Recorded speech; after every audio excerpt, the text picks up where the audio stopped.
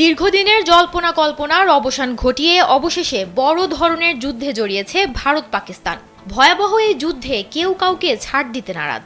আক্রমণের শুরুতেই ভারতের 5টি যুদ্ধবিমান ধ্বংস করেছে পাকিস্তান। এরপরও পাল্টা হামলার পথ খুঁজছে ইসলামাবাদ।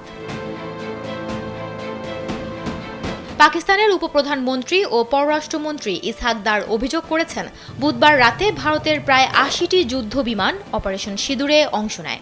এই হামলায় বেসামরিক এলাকা ও মসজিদও বাদ যায়নি। তিনি এই কাজকেই ঘৃণ্য আখ্যা দিয়ে জানান, পাকিস্তান যুদ্ধ চায় না এবং আন্তর্জাতিক সম্প্রদায়ের কাছে সেই প্রতিশ্রুতি দিয়েছে। দার আরও দাবি করেন, পাকিস্তান শুধু হামলাকারী বিমানের বিরুদ্ধে জবাব দিয়েছে এবং তাদের সামরিক বাহিনী ভারতের 5টি যুদ্ধবিমান ও 2টি ড্রোন ভূপাতিত করেছে। তিনি ইঙ্গিত দেন, পূর্ণ অনুমতি পেলে পাকিস্তান আরও কঠোর জবাব দিতে পারত। পাকিস্তানি সংবাদ মাধ্যম জিও নিউজের এক প্রতিবেদনে এ তথ্য জানা যায়।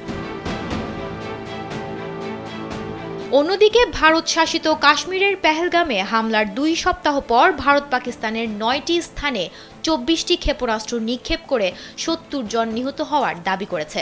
পাকিস্তান অবশ্য 26 জন নিহতের কথা জানায় এবং তাদের সেনারা ভারতের 5টি যুদ্ধবিমান ভূপাতিত করেছে বলে দাবি করে।